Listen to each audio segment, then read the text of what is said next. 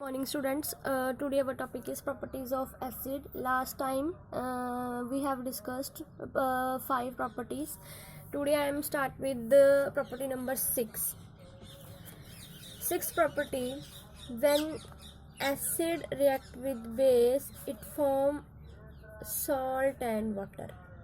Salt और water की formation होती है. एसिड कोई भी एसिड ले लो, मिनरल एसिड ले लो आप, मान लो HCl है, बेस मेरे पास मान लो NaOH है.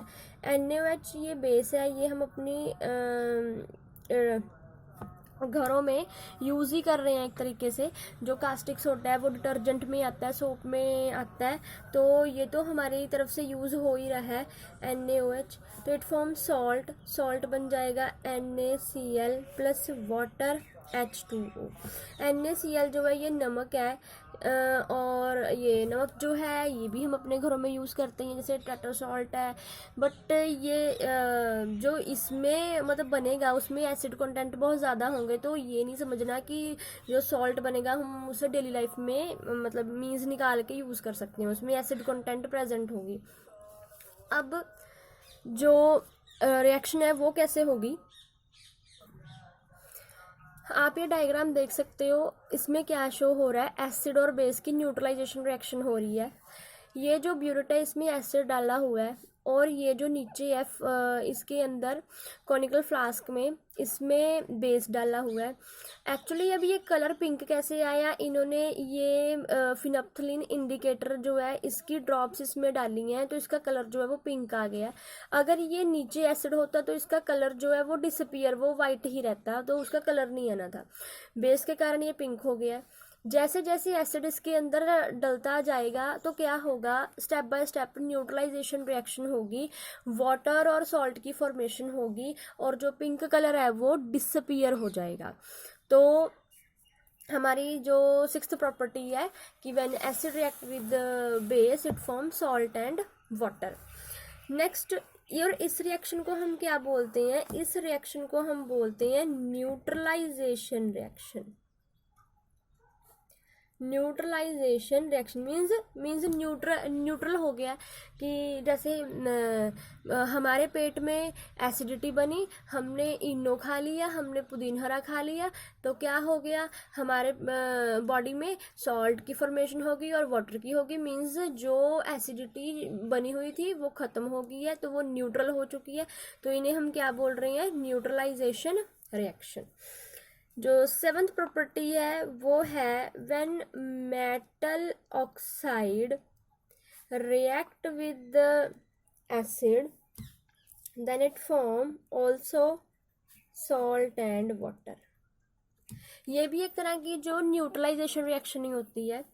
फॉर एग्जाम्पल, मेटल ऑक्साइड हमने कॉपर ऑक्साइड लिया, उसमें हमने एसिड डाल दिया HCl, तो ये क्या बनेगा, CuCl2 प्लस H2O, वाटर की फॉर्मेशन होगी. अब ये कैसे होगा ये भी मैं आपको शो कर देती हूँ, कि जो कॉपर ऑक्साइड है इसका कलर हमारे पास ब्लैक रहता है. जब हम इसके अंदर एसिड डालेंगे तो एक कॉपर क्लोराइड मीन्स एक ग्रीनिश कलर का, ब्लू ग्रीन कलर का कंपाउंड बनेगा. तो ये शो करेगा कि ये रिएक्शन हो गई है. अगर मान लो ब्लैक कलर जो है वो ब्लू ग्रीन कलर में कन्वर्ट हो जाता है तो वो रिएक्शन फिनिश हो जाएगी. ये भी एक तरह से न्यूट्रलाइजेशन रिएक्शन है.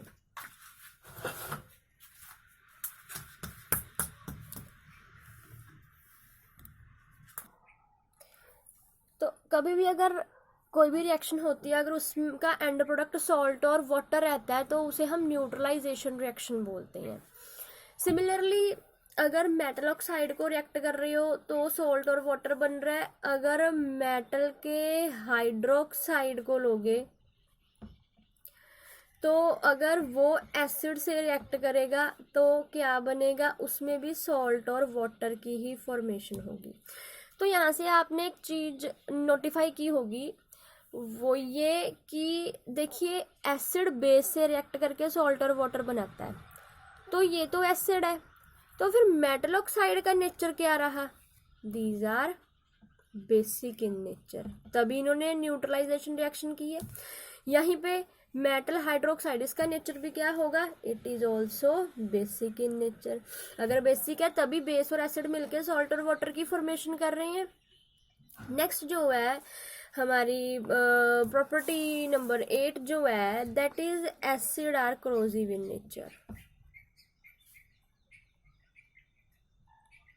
अब ये क्रोजिव का मतलब ये नहीं है, हम क्रोजिव तो जंग को बोलते हैं। एसिड के केस में क्रोजिव का मतलब क्या है कि अगर ये किसी भी जगह पे, स्किन पे, किसी कपड़े पे डल जाएगा तो ये उसे बर्न कर देगा। क्रोजिव का मतलब ये है। सी, ये कॉटन क्लॉथ है, एसिड इसके ऊपर डल गया तो ये क्या हो गया, ये बर्न हो गया।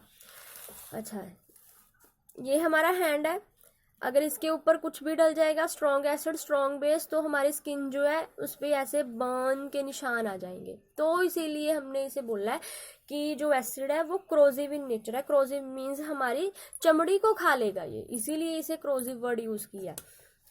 और अगर मान लो आपने कभी भी कोई केमिकल बेस्ड बॉटल देखी होगी तो उस पर ऐसे सिंबल्स लगे हुए होते हैं। ये सिंबल यही रिप्रेजेंट करते हैं कि अगर आप के हाथ पे ये डल गया तो क्या होगा, ये देखो, ये स्किन जो है ये ईटन अप हो रही है, मीन्स ये खराब कर देगा। किसी मटेरियल पे एसिड पड़ जाएगा तो ये क्या करेगा, ये उसे खराब कर देगा। इट मीन्स एसिड जो है या एसिड है या बेस है, दीज आर हेल्थ हैजर्ड्स।